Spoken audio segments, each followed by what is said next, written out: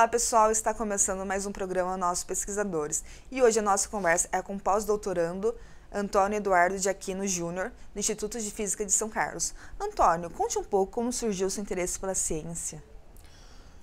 Oi Vivi, como está? Tudo bem? Primeiro, obrigado pelo convite, por estar aqui hoje falando um pouquinho do que a gente está fazendo.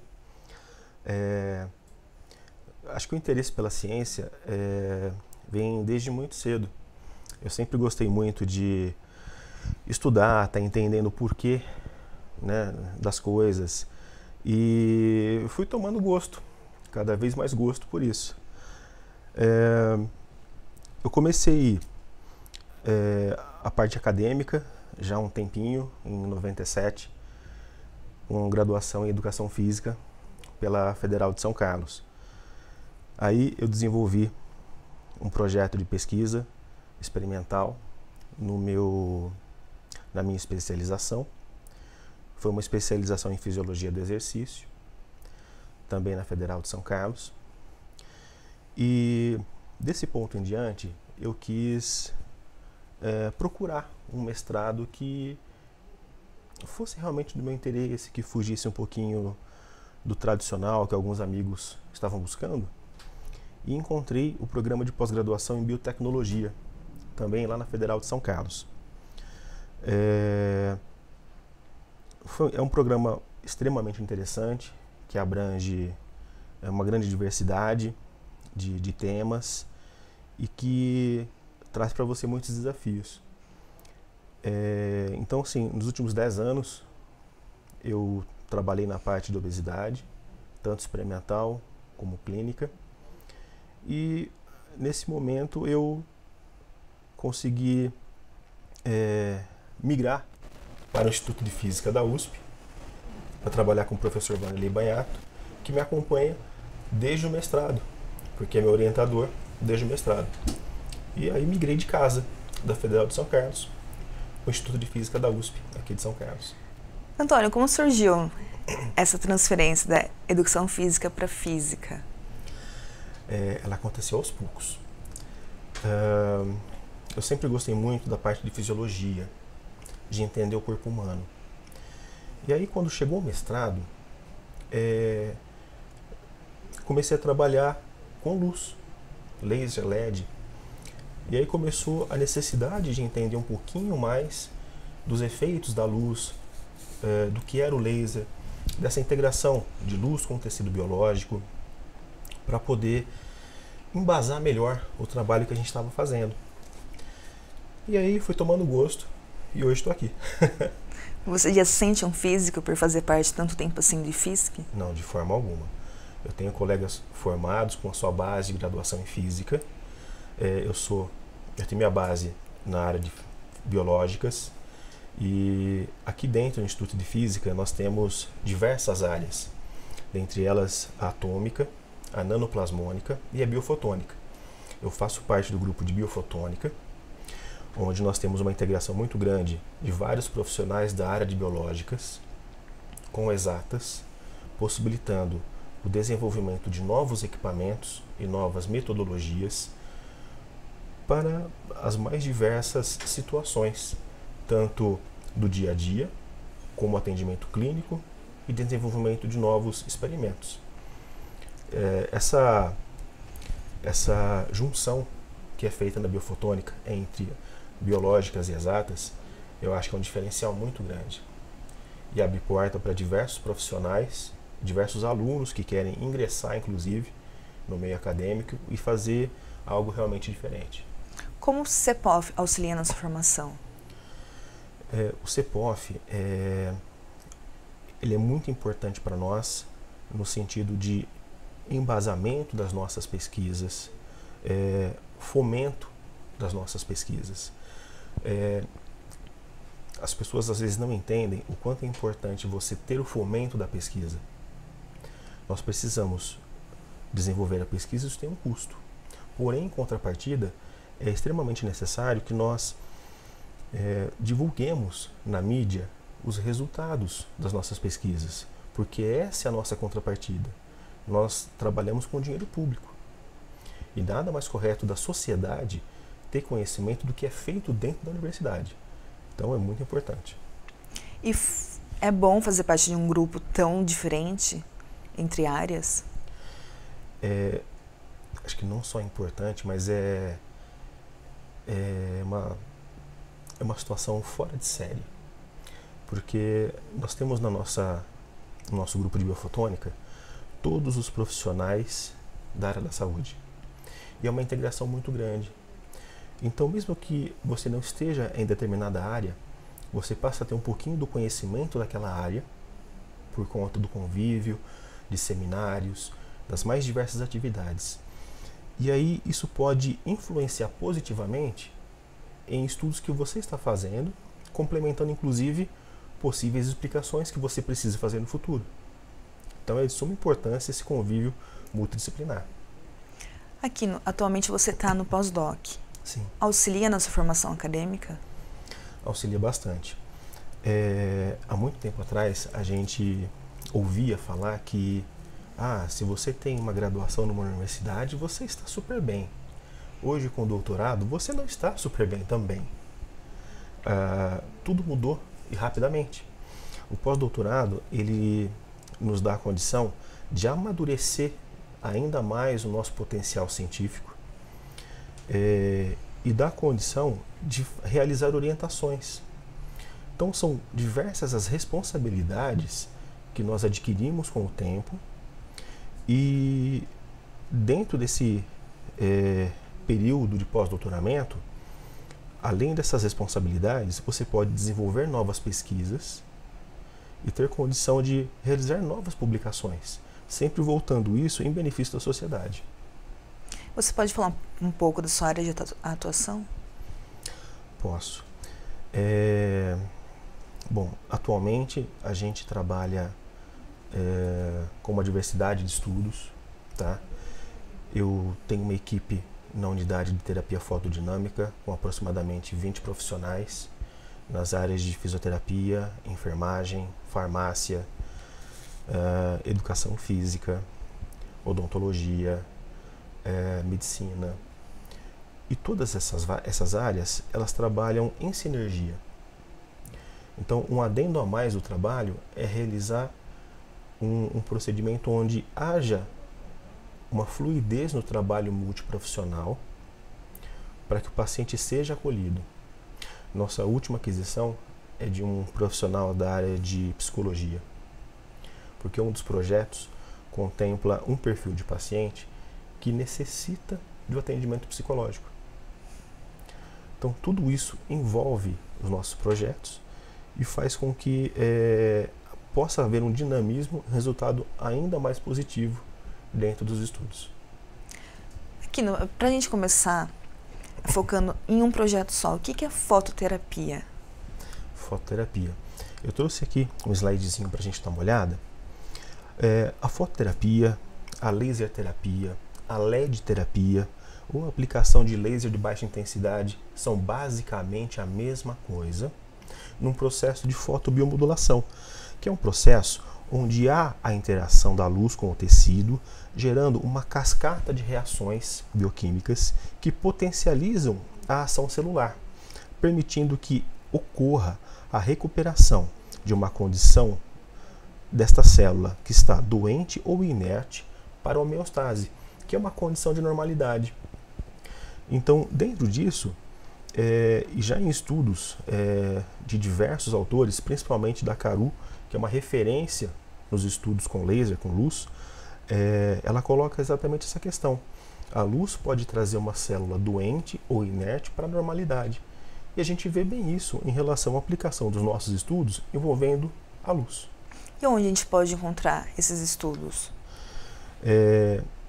Esses estudos, bom, de forma publicada, nós temos diversas bases de dados a serem pesquisadas, mas atualmente nós trabalhamos intensamente na unidade de terapia fotodinâmica da Santa Casa de São Carlos, que é a nossa unidade clínica, né? Desenvolvemos grande parte dos nossos estudos clínicos nessa unidade. E dentro dessa unidade, nós temos estudos, são aproximadamente 10 projetos de pesquisa, e todos eles envolvendo luz. Então, lá é um local que você pode encontrar a parte clínica movendo luz. Aquino, onde pode ser aplicada? A aplicação de laser, de LED, ela pode ser aplicada basicamente em qualquer região, tá? Existem algumas limitações, como de estado do paciente.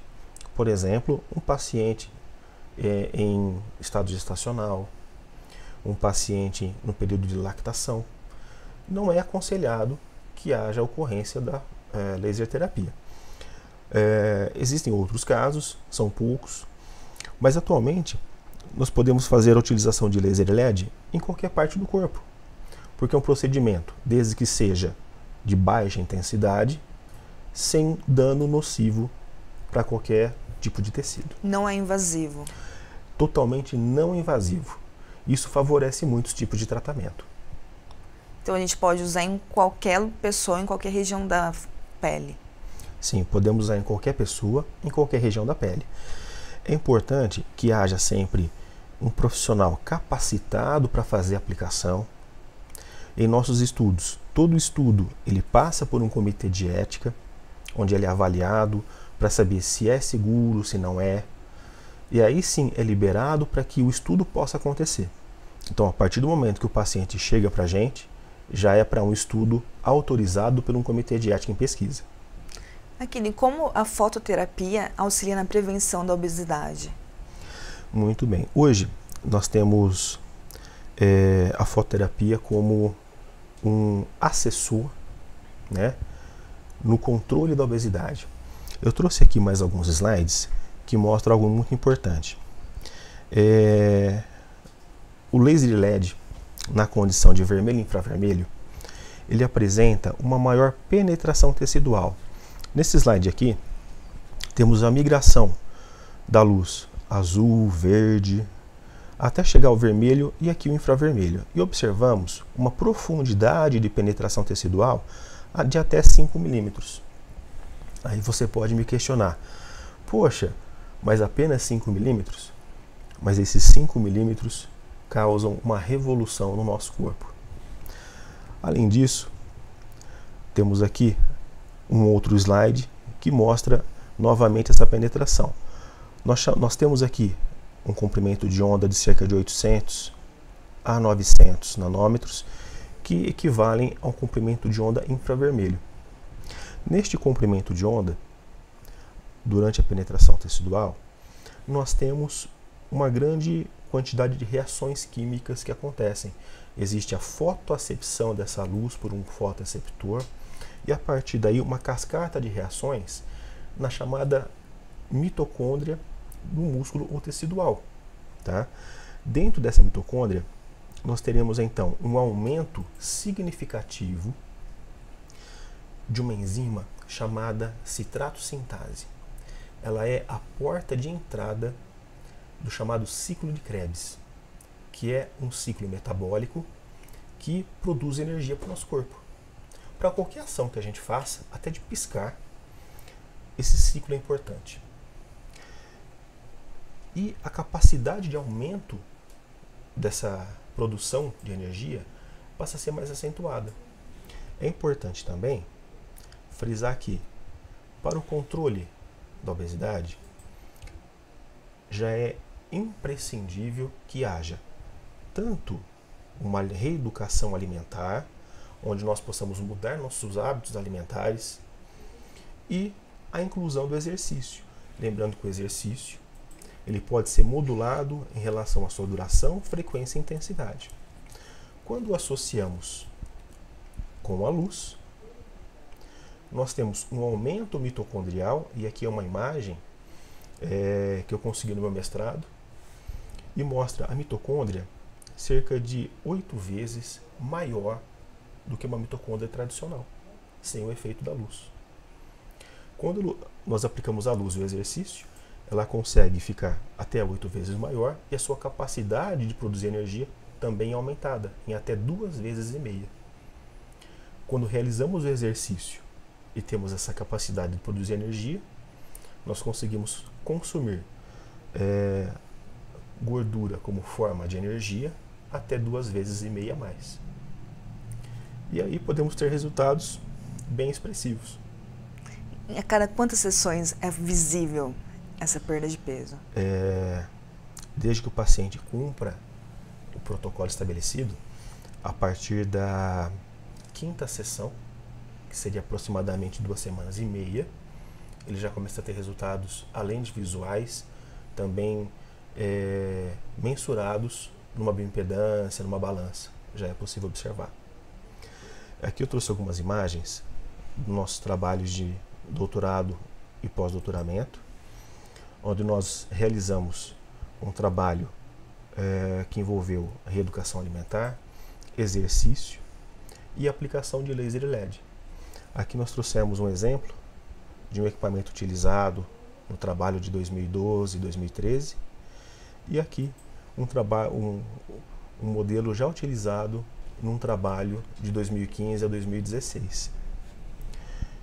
E como uma imagem vale mais que 1000 palavras, eu trouxe um comparativo dos resultados obtidos. Então, o laser, ele coloca direto na gordura, que a gente quer gordura localizada.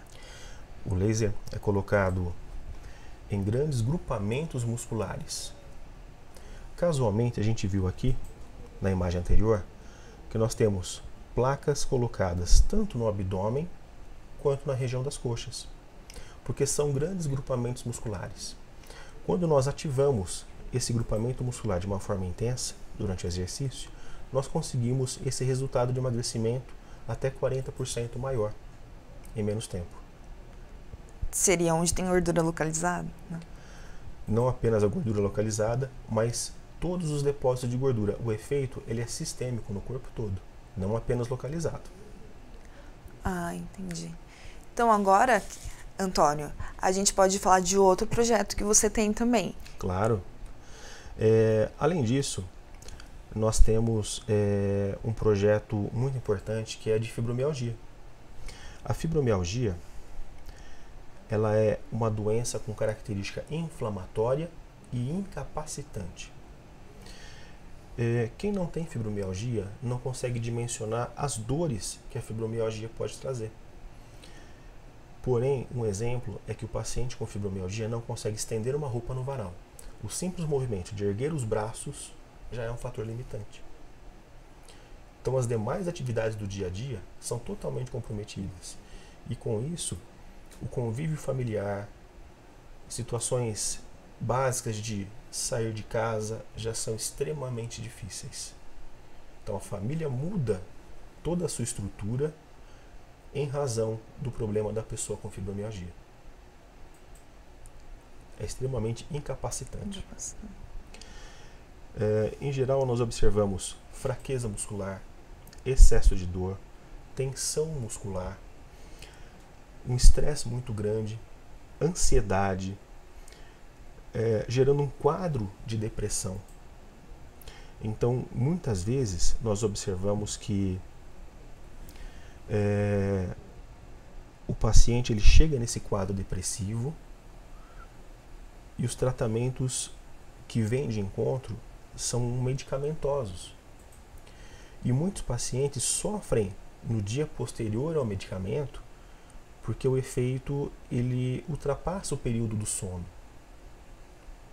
Outra questão importante é que o paciente não consegue ter um sono adequado, porque a dor é tão grande que o simples movimento na cama vai gerar mais dor e a todo momento ele acorda.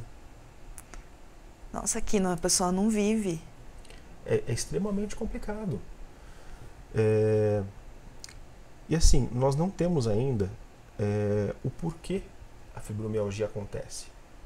Mas o que temos observado é que a fibromialgia ela vem a partir de um trauma físico ou psicológico.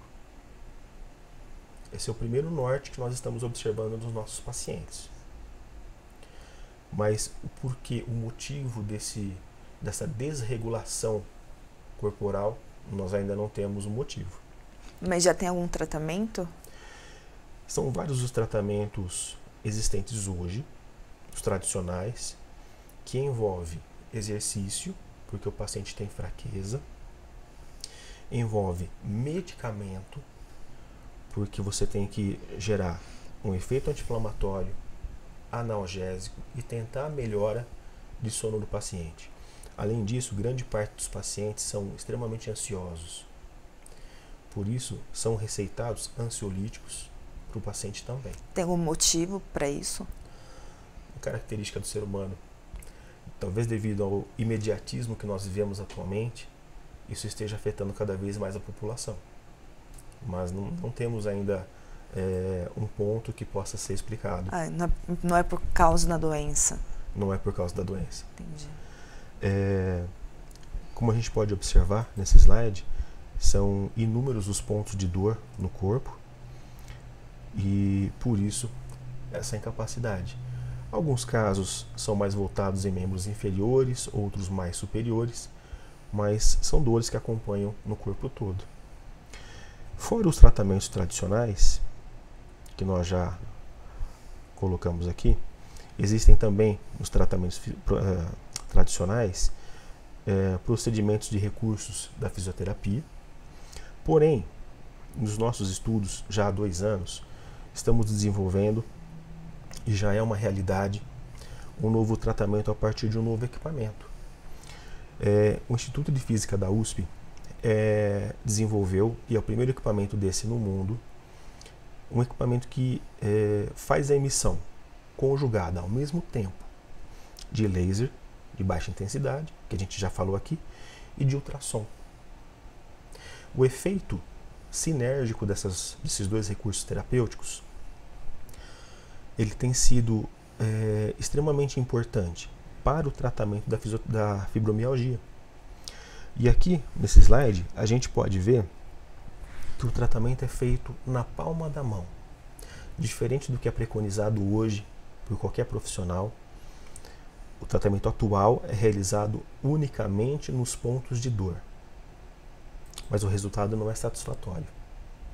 Então, através de pesquisas, observamos que, na palma da mão de pacientes com fibromialgia, encontramos maior quantidade de mecanorreceptores do que em pacientes saudáveis.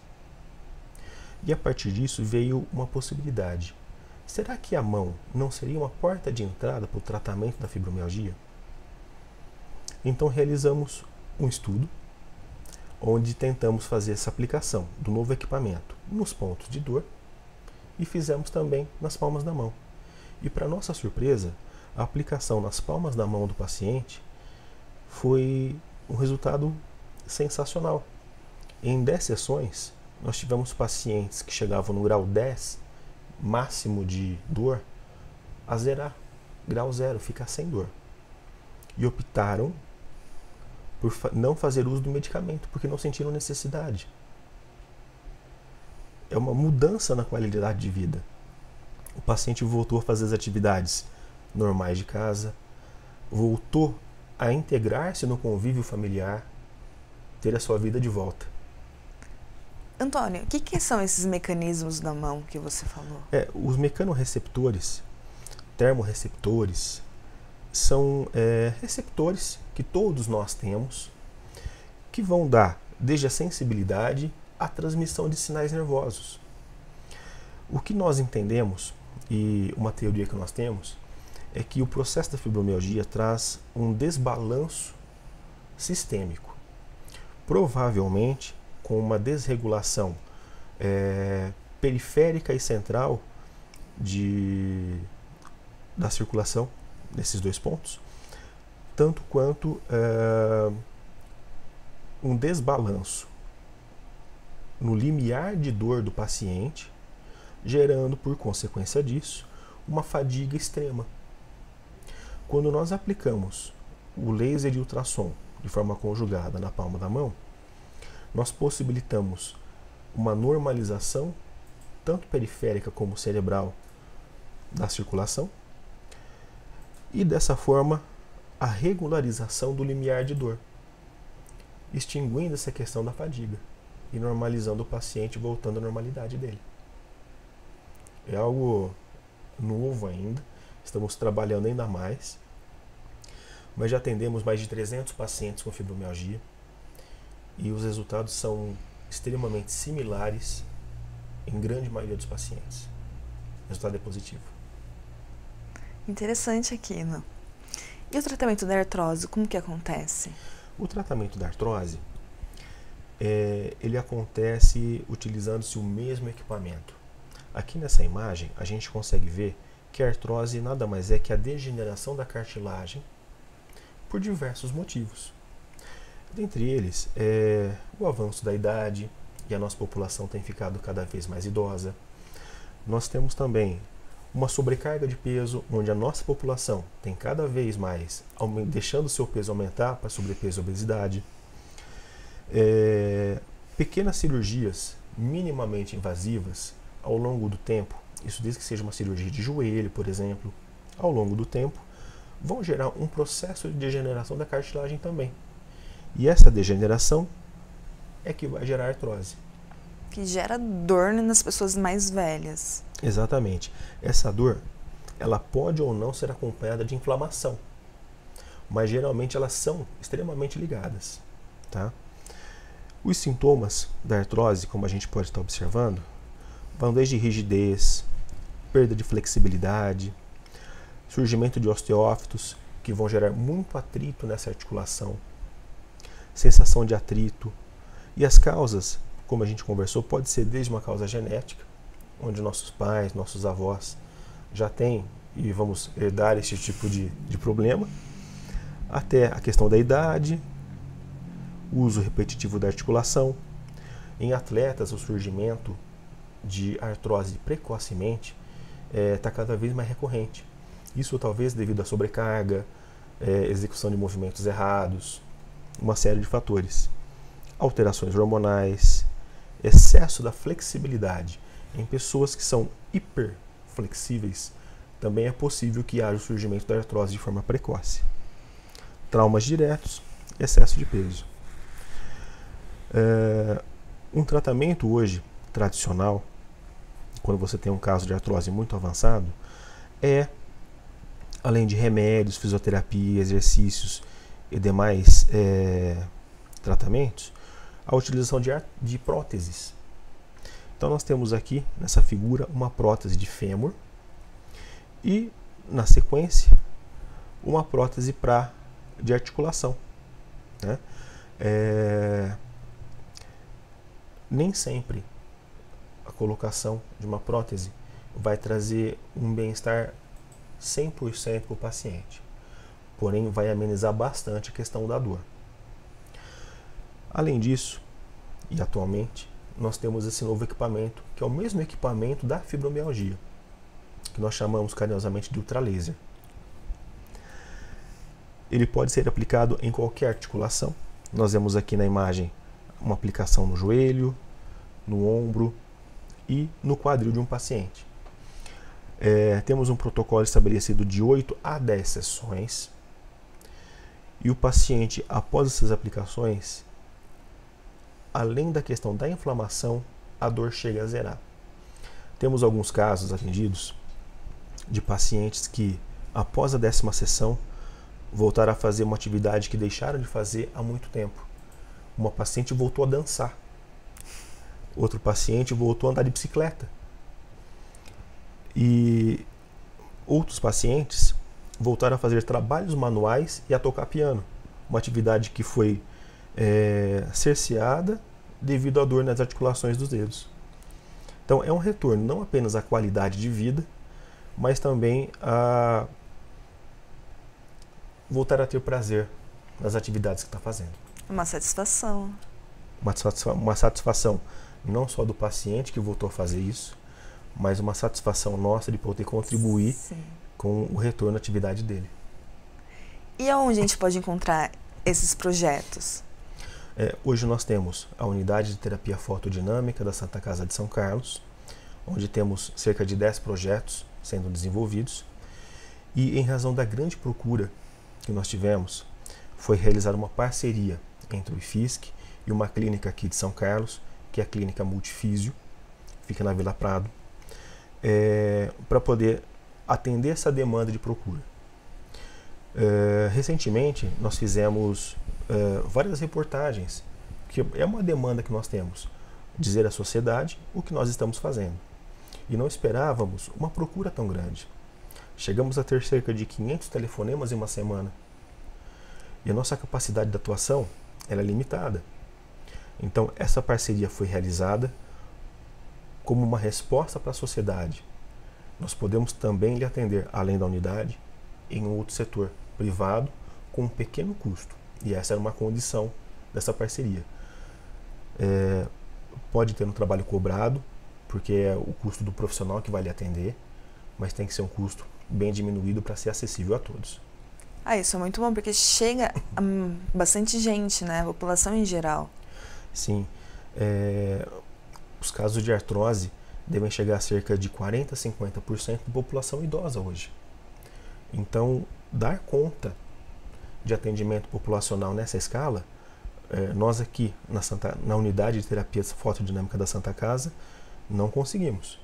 Mas associando o nosso trabalho aqui com a parceria com a clínica multifísio que nós fizemos, foi possível dar conta desse atendimento. Então isso é muito bom. E outro projeto que você já teve foi como professor. Como foi essa experiência? Eu já tive algumas atividades de docente há um tempo atrás. Eu fui professor do Senai em São Carlos e do SESI também em São Carlos. Além disso, constantemente nós realizamos algumas palestras, alguns cursos.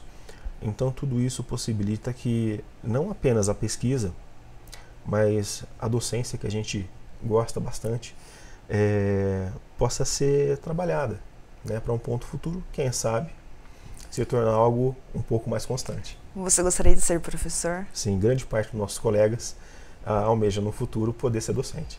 E quais os desafios de ser cientista atualmente?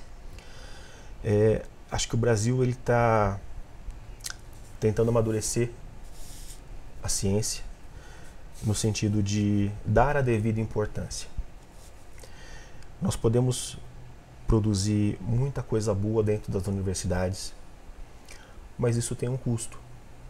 E é importante que as pesquisas tragam para a população o devido resultado, que os cientistas possam trazer a resposta que a população quer. Onde o dinheiro é investido? De que forma é investido?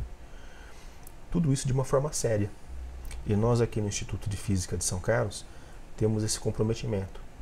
Toda pesquisa passa por um comitê de ética, é realizado o estudo e, posteriormente a isso, fazemos a divulgação dos resultados encontrados e, quando é o caso, um atendimento clínico, se possível em larga escala. E no futuro, o que vem por aí?